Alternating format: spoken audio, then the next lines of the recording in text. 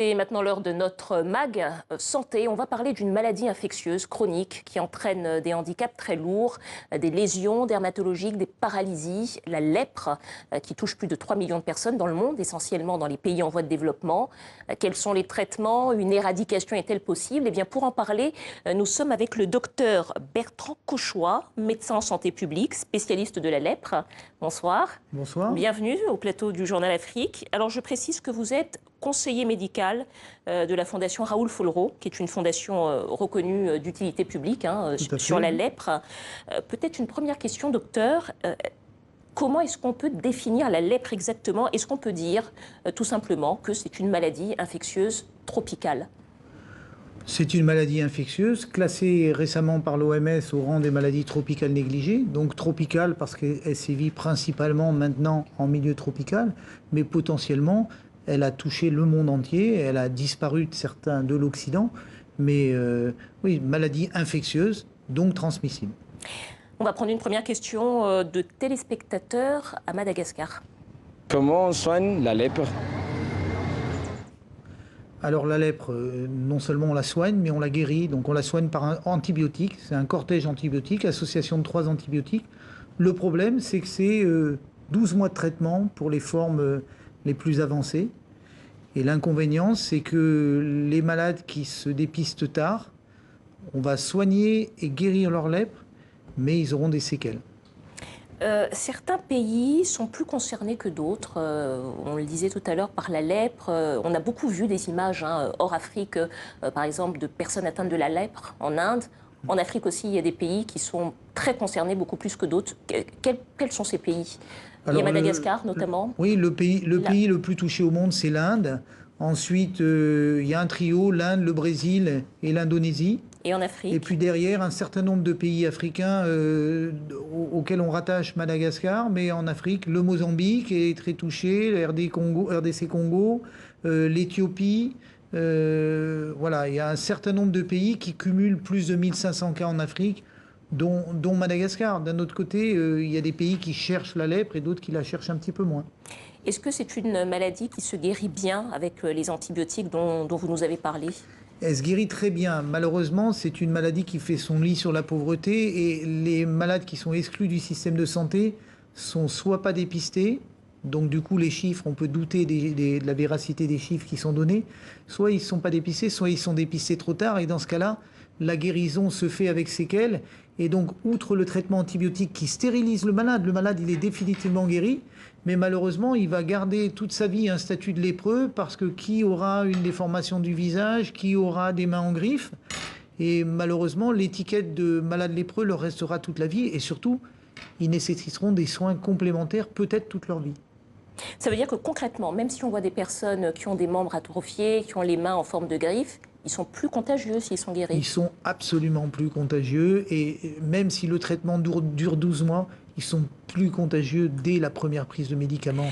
Donc malheureusement, il faut surtout arrêter cette discrimination qu'on a envers ces malades. C'est une maladie de la honte, une maladie qui fait peur. Ça devrait plus être le cas. Docteur, comment ça se fait qu'on n'arrive pas à éradiquer cette maladie en Afrique? Qu'est-ce qui empêche ça puisqu'on a les traitements? Alors il y a 2 raisons principales. La raison principale, c'est que c'est une maladie qui est contagieuse, mais faiblement contagieuse d'une part. Donc elle fait son lit sur la pauvreté, sur la promiscuité, mais surtout c'est une maladie où le temps d'incubation de la maladie est très long. Donc par exemple, vous allez dans un foyer où vous avez un malade, on va dépister tout le foyer, et si on trouve par exemple que l'épouse et un des enfants est atteint, on va les soigner. Mais peut-être que quelques années après, les autres membres de la famille vont développer la lèpre. Donc déjà, le temps d'incubation long fait qu'on peut soigner tout le monde, mais il y a des gens qui sont en train d'incuber la lèpre. Et d'autre part, on ne dispose pas de l'outil principal d'éradication qu'on a eu sur tous les grands fléaux des millénaires passés, c'est le vaccin. Aujourd'hui, on n'a pas de vaccin efficace sur la lèpre, même si on doit rajouter que le BCG est un vaccin qu'il faut continuer à développer en Afrique parce qu'il a une petite influence sur la lèpre. Allez, on va passer à un autre sonore de téléspectateurs sur les modes de transmission de la maladie. Est-ce que la lèpre est héréditaire? Alors non, la lèpre est absolument pas héréditaire. mais comme elle fait son lit sur la promiscuité et la pauvreté, on retrouve souvent des cas familiaux, mais elle n'est pas héréditaire. En revanche, la lèpre est étroitement liée au système immunitaire et on a des familles à déficit immunitaire qui sont plus sujettes que d'autres à développer la lèpre. Mais ce n'est pas héréditaire. C'est une maladie infectieuse qui est transmise par un bacille, par voie respiratoire. Alors peut-être qu'on peut voir dans le plasma les modes de transmission de la lèpre. C'est un agent infectieux, hein, c'est le bacille de Hansen, c'est bien ça? Bacille de Hansen, oui, voilà. C'est un cousin du bacille de la tuberculose. Voilà, donc c'est cet agent infectieux et ça se transmet par voie respiratoire. Concrètement, qu'est-ce que ça veut dire? Est-ce que ça veut dire que si par exemple une personne atteinte de la lèpre éternue à côté de nous, qu'on peut être contaminé? Alors, effectivement, en fait, c'est un bacille qui se niche dans la muqueuse nasale. Donc, lors d'un éternuement, il peut y avoir effectivement ce qu'on appelle des gouttelettes de plugueuse, c'est une évaporation de bacilles dans l'air. Mais à la grande différence d'une autre maladie comme la tuberculose ou de maladies d'actualité aujourd'hui comme le SRAS, par exemple, c'est une maladie faiblement contagieuse. Donc, on gagne pas au premier coup. Il faut un comptage répété durablement pour pouvoir se contaminer. Donc voilà, contamination, mais faible contagiosité.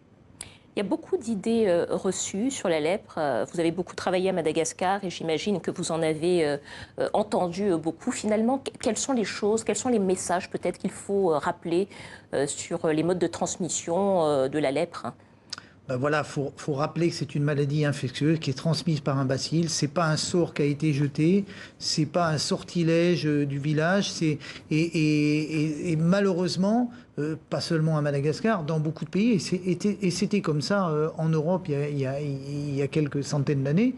On a tendance à oublier que c'est une maladie infectieuse comme une autre qui se soigne et qui se guérit.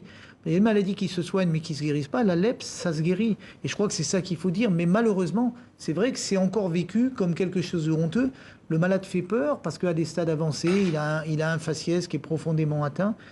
C'est difficile encore à faire passer ce message. On parle de la lèpre comme on la définit, on la surnomme en tout cas comme la maladie de la pauvreté. C'est pourquoi? C'est parce qu'on n'arrive pas à atteindre ou à se payer les traitements que finalement cette maladie est réservée entre guillemets aux populations les plus pauvres dans le monde? Entre autres oui, mais par exemple, quelque chose qu'on peut dire, c'est que la lèpre elle a disparu en Occident avant l'avènement des antibiotiques.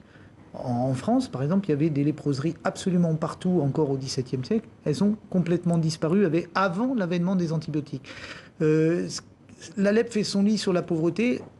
Les populations les plus pauvres sont souvent exclues financièrement et logistiquement des centres de santé. Donc, du coup, elles n'ont pas d'accès aux centres de santé. Ces familles, souvent, elles vivent dans la promiscuité, elles vivent à 7 ou 8 personnes dans une même maison, et souvent, elles cumulent différentes affections qui atténuent encore leur immunité, donc leur défense. Voilà, donc c'est cette pauvreté qui fait qu'il y a des familles qui sont plus atteintes que d'autres. Et ensuite, il y a la pauvreté structurelle d'un pays, un pays où les médias ne pénètrent pas, où l'éducation n'est pas généralisée, où la fréquence des centres de santé n'est pas suffisante. C'est difficile d'éduquer, de sensibiliser, d'informer. Merci beaucoup, Dr Bertrand Cauchois, médecin en santé publique, spécialiste de la lèpre. Je rappelle que vous êtes le conseiller médical de la Fondation Raoul Follereau. Merci d'avoir répondu à nos questions. Écoutez, merci. Et si vous permettez, je vais remercier les 10 000 personnes qui, pour la Fondation Raoul Follereau, vont sensibiliser l'opinion publique ce week-end. Merci à vous, merci à eux. Merci beaucoup.